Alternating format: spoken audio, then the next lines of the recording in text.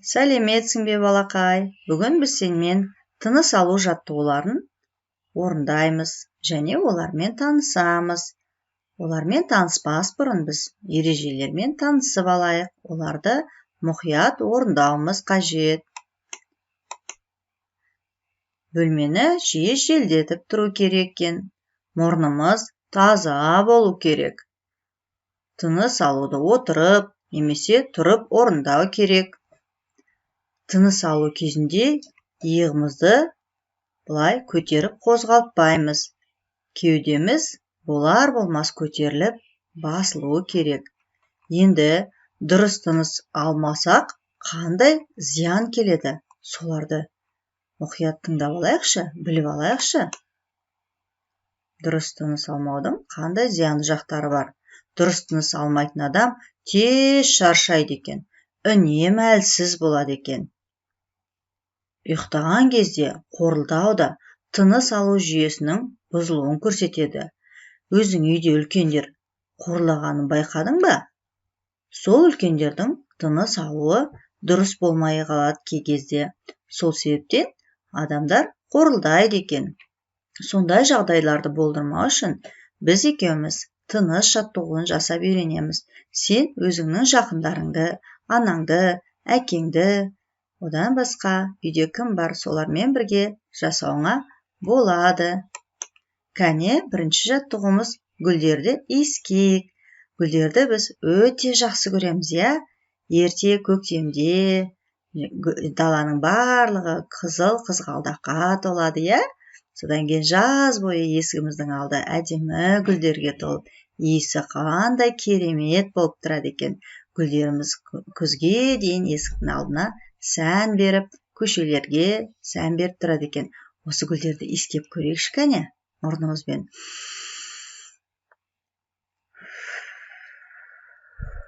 Бұл жерде мұрнымызбен көп тыныс аламыз да, аузымызбен тынысты шығаруымызға болады. Немесе тек мұрынмен ғана тыныс алып, мұрынмен ауаны шығаруымызға болады. Кәне, бірінші мұрынмен тыныс алып, ауызбен тыныс шығарып, гүлді иіскейік кәне.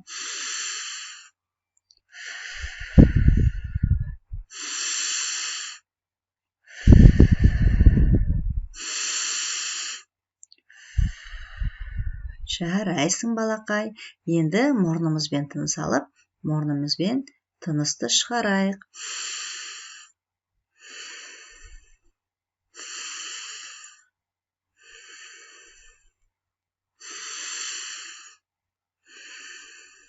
Байқағандай, иығымыз қозғалмау керек, иә? Отырып, жақсы тыныс алуымызға болады екен. Гүлдерді біз қасына барып иіскейміз, иә?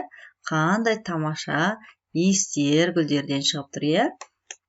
Келесі жаттығуымыз көбелектерді ұшырайық. Қараш, қандай әдемі көбелектер, қандай әдемі гүлдерге қонып алған екен. Бұл көбелектерді ұшыру үшін біз мұрнымызбен көп тыныс алып, аузымызбен қатты тыныс шығарған кезде көбелектер ұшады. Кәне, көрейік.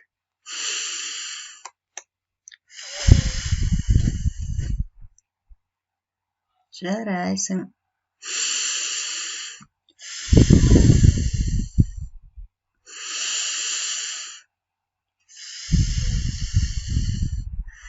Жарайсың балақай.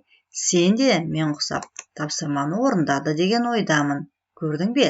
Екеуміз гүлдерге қонған көбелекті мұрынмен көп тыныс алып, ауызбен ұзақ тыныс шығару арқылы ұшырып жібердік. Жарайсың балақай. Келесі жаттығуымыз туған күнге арналған торт деп аталады. Өзің білетіндей, қазір туған күндердің барлығына біз торттардың үстіне шамдар жағамыз. Соны қалай өрлейсің? Сен оны өрлеуді білесің ғой? Кәне, бірге өрлейікші. Мұрнымызбен тыныс алып, аузымызбен ұзақ тыныс шығарып, бірден шамдарды өшіруге тырысайық.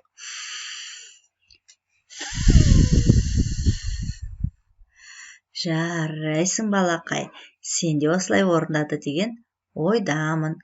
Келесі жаттығу қолымызды жылтайық. Бұл қай кезде жылтуға болады қолымызды? Дұрыс айтасың. Қыстың күні, қолымыз тоңғанда қолымызды қосып алақанымызды уқалап бір-біріне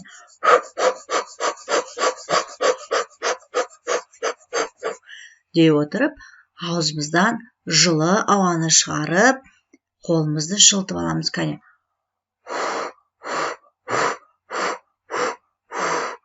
Жарайсың балақай, сен де мен құсап ауызбен тыныс алып, тыныс шығарды деген ойдамын.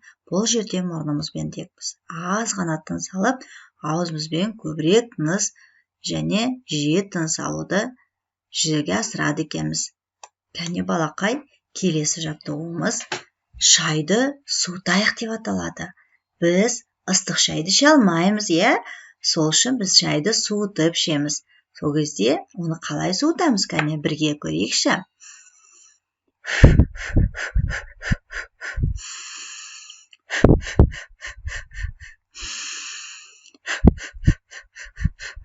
Біз ауаны мұрнымызбен тартып алып, аузымызбен көбірек шығаруға тырысып жатырмыз, сөйтіп біз шайымызды суытып барып ішеді екенбіз.